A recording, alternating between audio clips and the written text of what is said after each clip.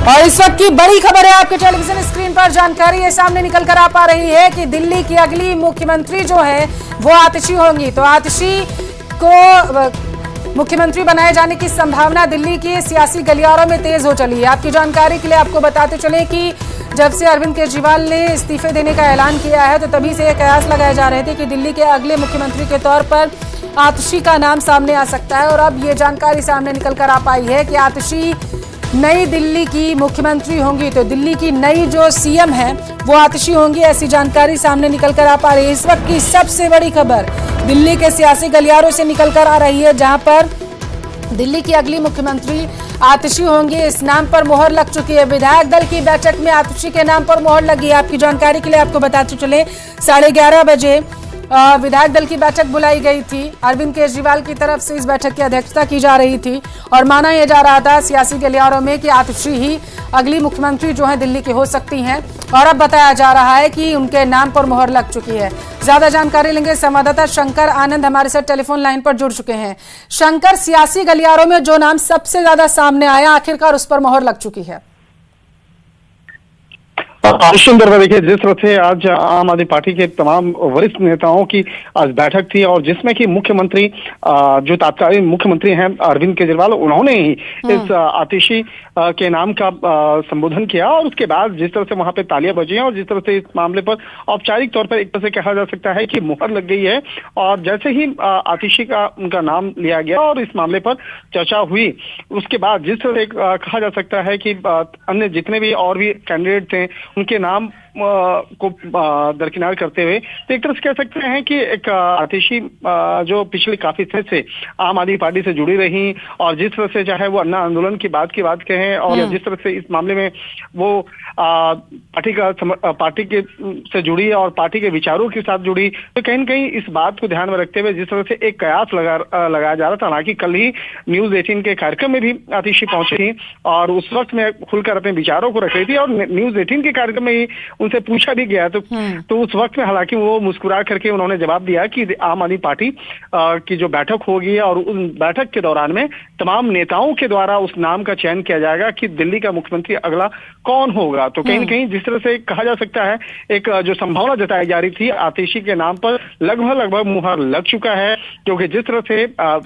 बैठक के दौरान में आतिशी का नाम वहां पर जिक्र किया गया और उसके बाद जिस तरह से तालियां बजी, जिस तरह से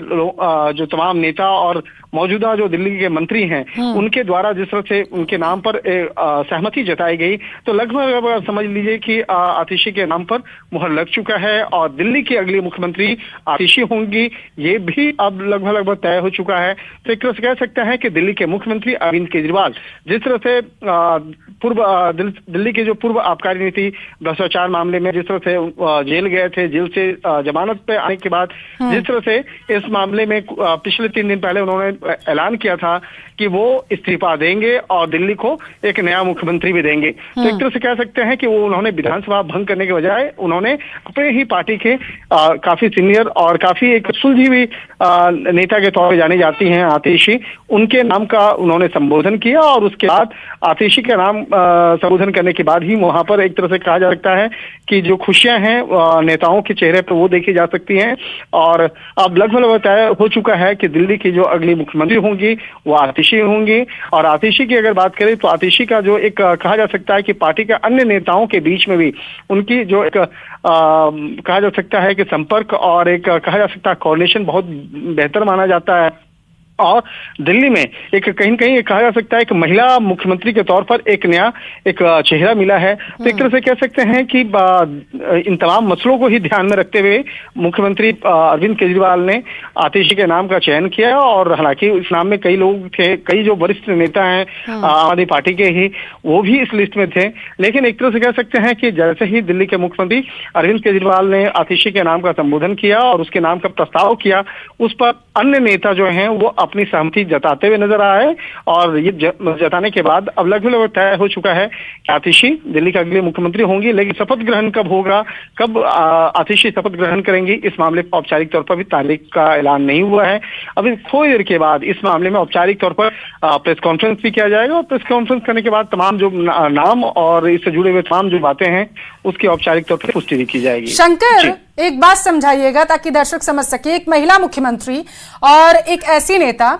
जिनको काफी लंबे समय से देखा जा रहा है कि वो जब से केजरीवाल जेल गए थे तो वो तत्परता से आगे बढ़ती हुई नजर आई हैं। हर मंच पर उन्हें अरविंद केजरीवाल की धर्मपत्नी सुनीता के साथ भी देखा गया, मंच पर वो नजर आती रही थी। और सबसे बड़ी बात शंकर कि 15 अगस्त को झंडा फहराने के लिए भी सियासी गलियारों में ये चर्चा थी कि आतिशी का नाम ही सजेस्ट किया गया था अरविंद केजरीवाल की तरफ से। तो इन सब का फायदा मिला है और क्या आम आदमी पार्टी को भी इन चीजों का फायदा आगामी चुनाव में मिलेगा? निश्चित तौर पर देखिए, आतिशी का जो स्वभाव है और उनकी जो छवि है, छवि एक तरह से तेज तर्रार नेता के तौर पर है।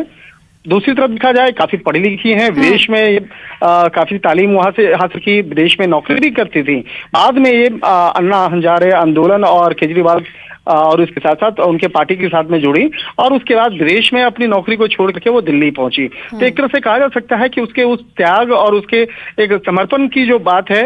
उस बात को काफी तवज्जो दिया गया पार्टी में। दूसरा, उनकी एक छवि एक बेहद तेज तर्रार महिला नेता के तौर पर उनको देखा जाता है, क्योंकि युवा है और युवा के साथ साथ युवाओं को अपने साथ जोड़ना और इसके साथ साथ जो वरिष्ठ नेता हैं उनको भी साथ में लेकर चलना, ये एक किसी भी नेता की एक अच्छी क्वालिटी मानी जाती है। और इस क्वालिटी का जो एक अच्छा खासा जो एक कहा जा सकता है कि तजुर्बा जो है वो आतिशी में देखा जाता है। और इसी बात को ध्यान में रखते हुए पार्टी के कई वरिष्ठ नेता भी अपनी सहमति उसके प्रति दिखाते हुए नजर आए। तो चाहे वरिष्ठ नेताओं की अगर बात करें या पार्टी के संस्थापक सदस्यों की बात करें या जो अभी के युवा मंत्री हैं या नेता हैं, उनके बीच में आतिशी का जो कद है वो एक साफ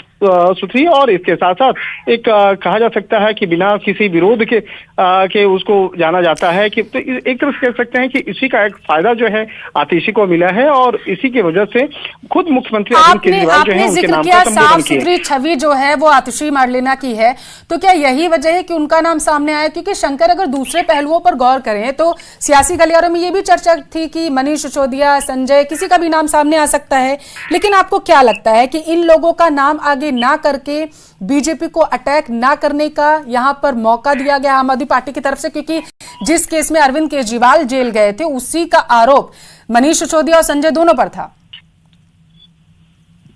आपने बहुत सटीक सवाल किया है और उसका जवाब भी लगभग स्पष्ट हो चुका है, क्योंकि जिस तरह से मुख्यमंत्री अरविंद केजरीवाल पर तो बेहद संगीन आरोप लगा, उस केस में वो जेल भी गए, उसी मामले में मनीष सिसोदिया जेल में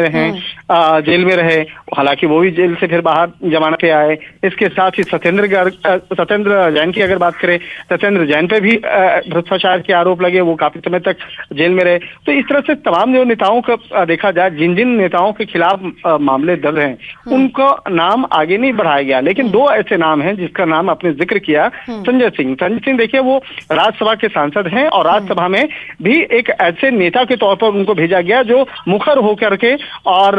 तमाम सवाल जवाब को वहां